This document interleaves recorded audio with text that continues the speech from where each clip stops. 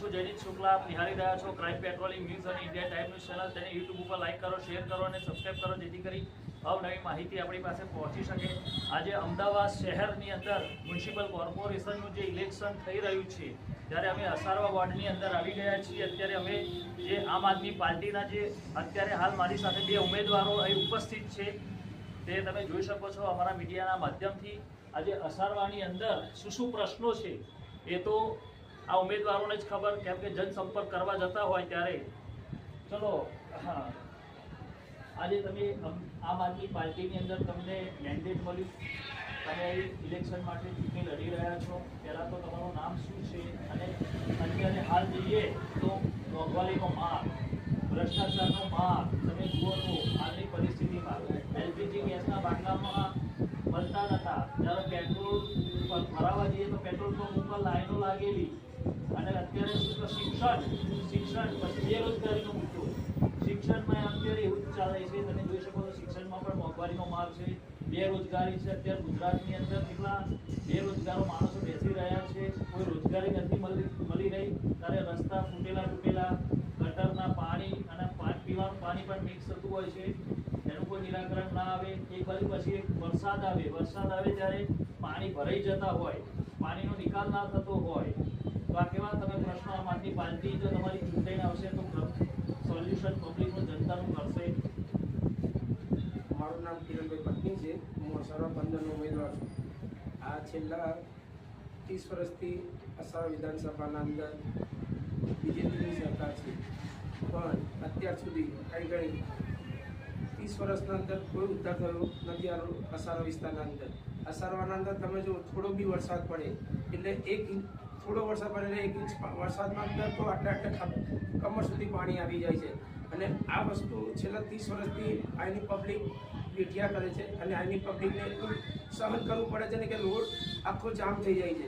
જ્યારે પાણી નીકળે ને ત્યારે લગભગ છે ને, જ્યારે અહીંના જે ધારાસભ્ય હતા ત્યારે નાવડા લઈને નીકળતા હતા, બરાબર છે. તો અત્યાર સુધી આનો ઉકેલ થયો નથી. 30 વર્ષ થઈ ગયા, પણ અમે આવશું ત્યારે આ નિકાલ અમે પહેલાં કરશું. પછી ગટરની લાઈન અત્યારે બી જુઓ તો અત્યારે રસ્તામાં પણ તમે જુઓ ને ગટરો ભરાયેલી છે. સ્કૂલ પાસે અમને મ્યુનિસિપાલિટી સ્કૂલ છે, ગુજરાતી શાળા છે, ત્યાં પણ અમે કમ્પ્લેનો કરી, ત્યાં બી મીડિયા બોલે, મીડિયાના માધ્યમથી એ કામ અત્યાર સુધી હજી પણ નથી થયું. અને અહીં ઘણી જે ગટરોને ખોદીને આખો રસ્તા તોડી નાખે છે, અને એમ કહે છે કે અમે આ કરી નાખશું.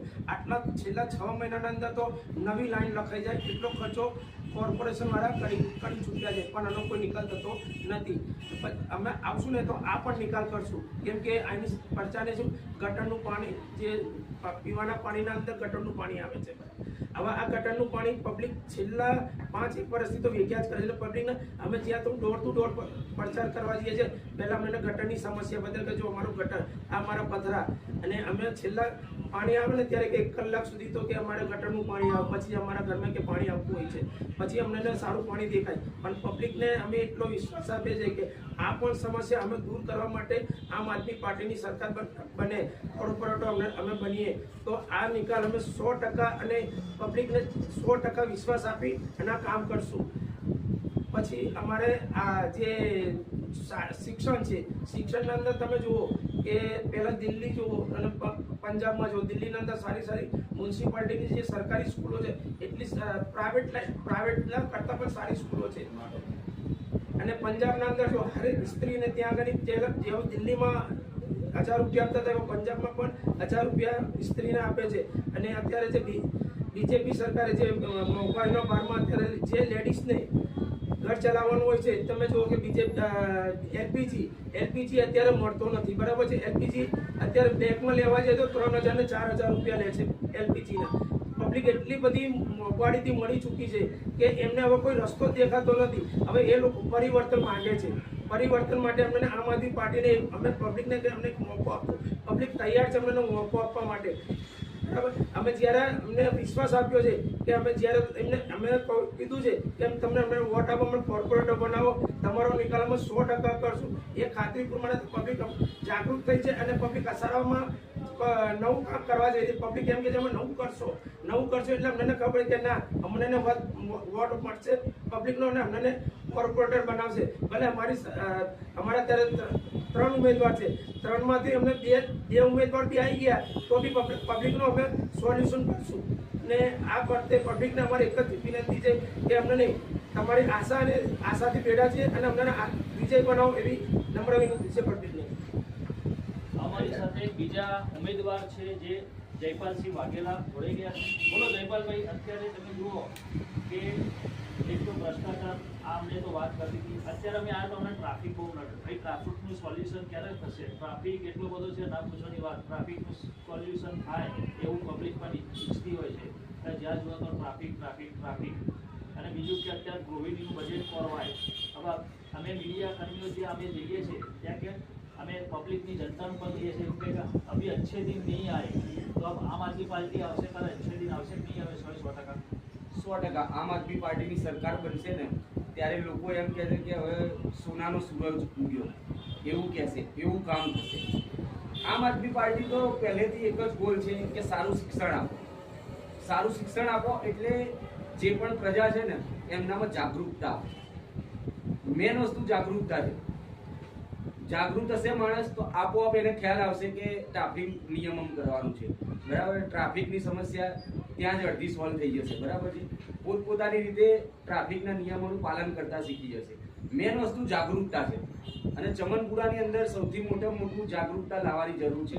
અસારવાની અંદર ખાસમ ખાસ અને શિક્ષણ બહુ ખાસ, અમારે શિક્ષણ પ્રત્યે બહુ ખાસ અમે ધ્યાન આપીશું. સૌથી પહેલા શિક્ષણ, સારું શિક્ષણ મળવું જોઈએ. શિક્ષિત માણસ હશે તો બધી રીતે પહોંચી શકશે, સારી નોકરી મળશે, બધું જ કરી શકશે. શિક્ષણથી જ બધું થઈ શકશે, સારામાં સારું થશે.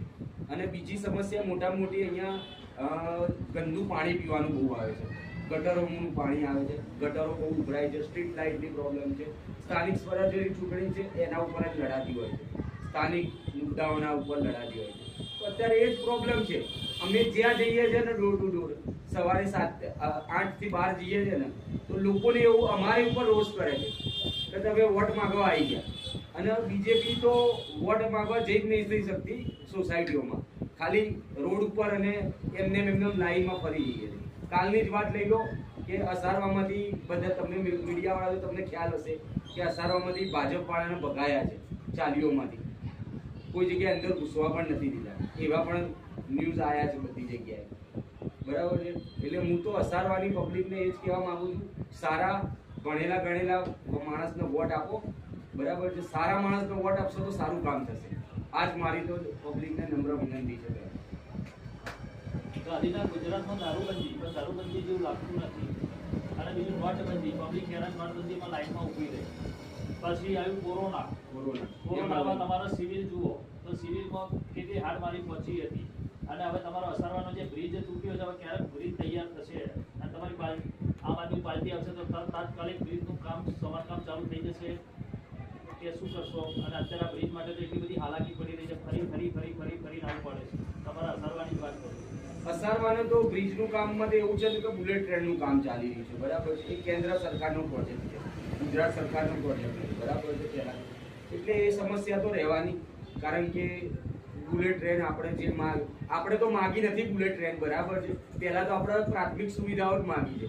પણ પહેલા તો એ લોકો પ્રાથમિક સુવિધાઓ આપણને આપવામાં નિષ્ફળ ગયા છે અને આપણા સપના વિશ્વગુરુના બતાવે છે આ લોકો. બરાબર છે, તમને લાગે છે કે ભાઈ આપણે અહીંયા બુલેટ ટ્રેનની જરૂર છે? કોઈ જરૂર નથી. પ્રાથમિક સુવિધાઓ આપણને આપો. બરાબર છે, એ જ ઘણું છે આપણા માટે. બરાબર છે. પછી તમે કીધું દારૂબંધી ગુજરાતના બહાર, તમે અસારવાની કોઈ એક ગલી બતાવી દો કે જ્યાં દારૂ નથી મળતો. તમારી સાથે હું આવવા તૈયાર છું. એક ગલી બતાવી દો કે જ્યાં દારૂ નથી મળતો. ગલીએ ગલીએ દારૂ મળે છે અને એના હપ્તા છે ગાંધીનગર સુધી પહોંચે છે, બધા સુધી પહોંચે, ગૃહમંત્રી સુધી પહોંચે છે, એવું બધા કહે છે.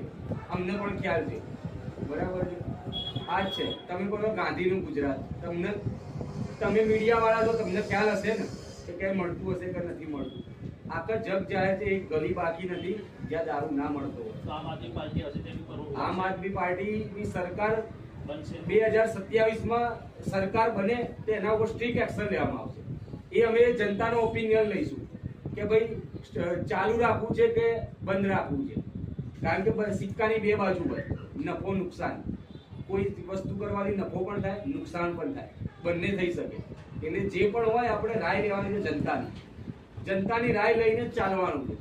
આમ આદમી પાર્ટી પહેલેથી જનતાનો સપોર્ટથી જ ચાલે છે. આમ આદમી પાર્ટી તેમ કહે છે પહેલા જનતાના કામ કરીશું પછી વોટ માંગવા આવીશું. અમે અત્યારે પણ જ્યાં દઈએ છે ને કે ભાઈ તમને લાગે બરાબર સારા માણસ હોઈએ તો વોટ આપજો અમને, તમારા કામ ના થાય, અમે અત્યારે સરકારમાં નથી તો પણ 70% અમે કામ કરાવીએ છીએ. અહીંયા બેઠા બેઠા કોઈ અધિકારીને કોલ કરીએ ને તો ગટરનું કામ થઈ જાય, સ્ટ્રીટ લાઇટનું કામ થઈ જ જાય અમારે એક ફોન ઉપર. તો અમે આવીશું કોર્પોરેટર કે બની જઈશું તો કેટલા કામ કરાવી શકીએ? 70% કરાવીએ છીએ અત્યારે, તો 100% કામ નહીં કરાવી શકીએ અમે કોર્પોરેટર બનીશું તો? એ જ અસારવાની જનતાને એ જ જાણવાનું. અને ભાજપની અંદર તો બધા અભણ માણસો છે, બરાબર છે. અધિકારીઓ જે પ્રમાણે અંદર ગોળ ગોળ ફરાવે ને એમ ગોળ ગોળ ફરશે. એ લોકો કામ નહીં કરાવી શકે. અમારા જેવા ભણેલા ગણેલા હશે યુવાનો તો અધિકારીનો કોલર પકડીને પણ કામ કરાવી શકે કે ભાઈ આ કામ કરવાનું જોઈએ, કેમ નથી તો એવો પ્રશ્ન પૂછશે. મેન વસ્તુ પ્રશ્ન પૂછવાનો અધિકારીઓ કે ભાઈ નહીં કેમ થાય. આ જ મારી તો રજૂઆત છે. આ રીતે અમે તો કામ કરીશું. પ્લસ અમે અમારું એક કોર્પોરેટર જીતે કે ભાઈ ગમે તે રીતે ના પણ જીતીએ પણ અમે અમારી મહેનત ચાલુ રાખવાના છે. અમારું મિશન તો 2027 છે. આ તો સેમિફાઇનલ છે. આની અંદર પણ અમે મજબૂતાઈથી લડવાના છે અને જીતવાના જ છે. અમારે કોઈ એવી પેલી છે અમે જીતવાના જ છે. આ ઇલેક્શન એ રીતે જ લડી રહ્યા છે અમે ઇલેક્શન.